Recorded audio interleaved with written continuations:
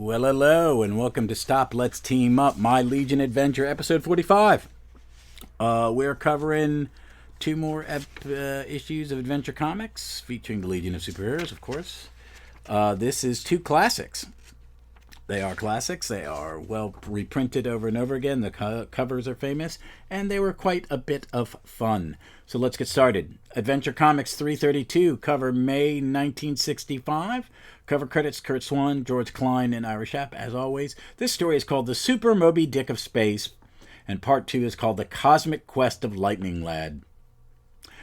Editor, plotter, Mort Weisinger. Plotter, scripter, Edmund Hamilton. Penciler, John Forte. Inker, George Klien. Letter, Milton Snap-in. Roll call: Saturn Girl, Sun Boy, Lightning Lad, Colossal Boy, Ultra Boy, Brainiac 5, the villain, the Super-Moby Dick of Space. And let's do the synopsis real quick. It's got a great cover. Let me stop and say that. It is, the Moby Dick of Space is a green space whale with red ear wings. It is eating a spaceship. Lightning Lad with a robot arm is cursing him. "I tracked you across space, you monster. I've lost an arm battling you. But nothing. But now I will have my revenge." And then Superboy's flying at him. He's going, "Stop, Lightning Lad. You can't kill it. You know we Legionnaires never take life." All right, that's not a good sentence. Saturn Girl and I think it's Ultra Boy in his spacesuit are also on the cover. Synopsis: the colossal whale-like space beast attacks an ore-bearing freight ship, and Lightning Lad answers the ship's distress call and tracks the beast to a nearby asteroid. When he uses his lightning power, however, it reflects off the monster's hide and returns tinged with poison, striking his right arm. The beasts flee, and Lightning Lad passes out, waking up in a hospital room to find that a surgeon, Dr. Landsfear, has replaced his poison arm with a robot arm to save his life. A bitter, brooding Lightning Lad vows to hunt the creature down and kill it. Superboy, Ultra Boy, and other Legionnaires attempt to capture the so-called Super-Moby Dick of Space, but fail. Now fully recovered but obsessed with the Super-Moby Dick, Lightning Lad takes charge of a team of Legionnaires, including Dr. Landsfear as an authority on space creatures, to track down the monster. After two fruitless encounters with the Super-Moby Dick, Lightning Lad leaves the others to meet the beast alone on the world of dead robots. There, with a device Dr. Landsfear has attached to his robot arm, he uses his lightning to reduce the Super-Moby Dick to its normal tiny size. As the others arrive, he tells them Dr. Landsfear had scientifically increased the creature's size some time earlier. Lightning Lad, now over his hatred, absolves the doctor all blame for his condition, and is left with the hope of having a living right arm again someday.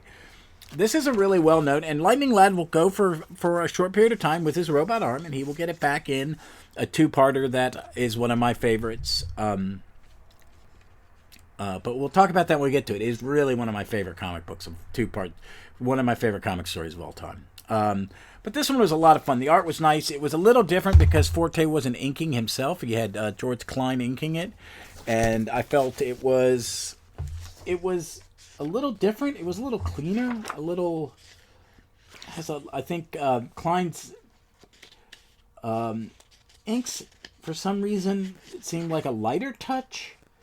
And where I think sometimes when he does Buscema or he does Swan, he has a little. I feel he has a heavier presence on it, and not in the bad way, because I love George Klein's ink. But these are a little different. I like it. I mean, I really like it. I think he adds something to Forte's art. It's still got his touch, but it's a little cleaner.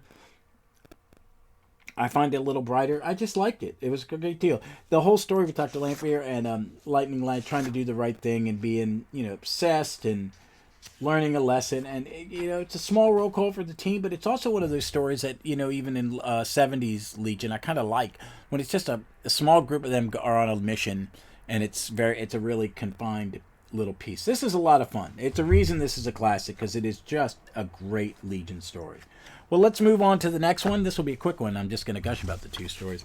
It's Adventure Comics 333, cover date June 1965. Cover Curt Swan, George Klien, Ira Shap. This time it is the Civil War of the Legion. the war between Krypton and Earth, and then part 2 is the Civil War of the Legion. Oh, but for once, the set part 2 is the cover title, and it's got Superboy, Element Lad, Colossal Boy, Lightning Lad, and Saturn Girl fighting trench warfare against Brainiac 5, Chameleon Boy, Starboy, and Light Lass, and it is Krypton versus Earth. It's a great cover. It's another classic cover that has been reprinted all over the place. Plot editor, plotter Weisinger, plotter scripter Jerry Siegel, penciler John Forte, anchor George Klien, letter and written Sampin.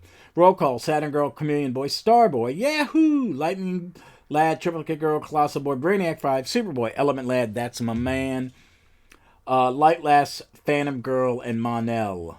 Here's the synopsis. During an archaeological dig, the Legion discovers a tablet inscribed in Kryptonese commemorating an ancient war between Krypton and Earth.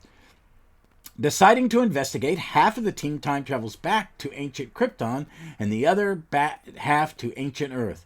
On Krypton, Legionnaires Superboy, Saturn Girl, Lightning Lad, Colossal Boy, Element, that's my man, find a band of Kryptonians led by Zat-El, who is hiding in the Jeweled Mountains after the government has outlawed science.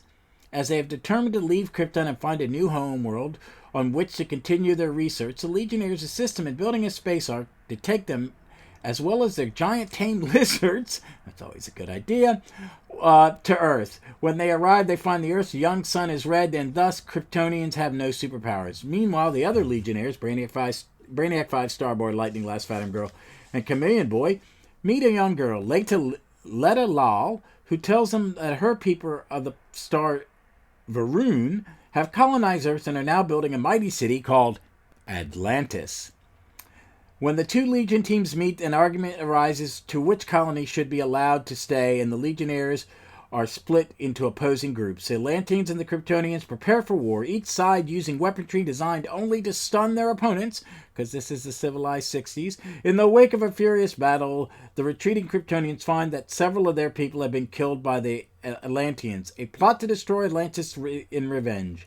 Superboy, who is attracted to Letalal, is sent to warn her and her people. Brainiac 5, meanwhile, discovers that the xenon in Earth's atmosphere is poisonous to the Atlanteans and suggests that artificial evolution, making them water-dwelling mermen, would allow them to survive. This accomplished, and the Kryptonians, learning that the Atlanteans' weaponry was deadly only to their alien physiology, make peace. Now reunited, the Legionnaire returns to its own era. Superboy bids farewell to Letalal and returns to 20th century to learn that Kryptonian colony was attacked by its great lizards and perished soon afterwards. This one, I know I've read it. I didn't really remember it, so it was kind of cool. More on that. It's more of the John Forte, George Klien art. I really like it. There's a dodgy Superboy in the splash page. But for the most part, it's pretty good. I don't think this is the strongest art I've seen. I don't know if it's Klien or if it's Forte on this one. But there's some, he has some odd poses. So there are a couple early on that kind of tweaked me. And I haven't criticized him a lot, but, there are times where I don't think he's capturing it this time. But it is a fun story. It's got a lot of 60s, Silver Age, weird backstory. I like that Kryptonians try to colonize Earth in ancient times, and we get to see the origin of DC's Atlantis, where Superboy's going to have one of his many LL initialed girlfriends live. And get to see Colossal Boy. He's got a big part in this. This is really nice. He gets the big giant element. The merman effect's kind of weird, and Starboy's the one who gets to sink the town. It's a good little silly comic. I'm reading it in the archives. I don't think this one is in the app, because that would make sense if some of these were in the app. I like, guys, I really whine about that, and it's just unseemly. But I do think there's not enough Silver Age Legion in the app. I think the app is getting better and better. The content is crazy amazing. Pulled some stuff aside to read and maybe do episodes on. I want to use it more because I've paid $100 for it. But there's some good stuff in it. Justice League Prisms. I don't even know what that is. But there's some good Legion in it. There's more than there was. One of the Legion of Superhero pre-Great Darkness Saga Volume 2, which is, I like to call it Archive 17, because they've just continued the what would have been the archives, but put different titles on the last 4, and then you've got the deluxe Great Darkness and the Curse. So basically, I could read straight through. I'd love to find a hardcover that at a reasonable price of that Curse in hardcover, because it's some good stuff. And I kind of started this read so I would get all the way there and read it. Wow, let's see. 312, 316, 340 is the earliest one. So 340 and 341 will be the first ones on the app in Adventure Comics. That is or the first ones in a while. That's insane. I think both of these are fun. I think check them out. Again, the synopsis and everything from the Illustrated Index of Legion of Superheroes from ICG. So next up is 334 and 335, but let me make sure I got kind of mixed up. We're going to start see some two-part. 334 is The Unknown Legionnaire, and 335... Oh, and 336. We're going to do 3 issues next time because Starfinger's got a 2-story arc. So we're going to do the Unknown Legionnaire and then the 2-part Starfinger story. So that'll be 334, 335, 336. That's cool. I'm looking forward to that. And Thursday, again, is Defenders, and that is the Luke Cage is guest starring, and the Wrecking Crew's in it. So it's a 3-issue episode on Thursday. That's good. So, folks, okay, this Saturday, I don't know what's coming out. I'm going to the comic shop on Friday. I got some books coming in. I think the first Danger Street is coming out, and I mentioned that I'm interested in that. I've read some Tom King and liked it. I've read some Tom King and not liked it. But I really liked some of the stuff he did, and I like his out-of-continuity stuff. I like that he's just playing with stuff. I don't really care. As long as I'm entertained, it's a good story, and I've enjoyed it. So I'm looking forward to this, and I'm going to read it along while I also read the first issue specials, because I got the hardcover just to do that. So I'm kind of excited about all that. But that may be Saturdays. It may be something totally different. Surprise, surprise. But folks, until then, hey, please be safe, be smart, be kind to one another, and read some dang comic book.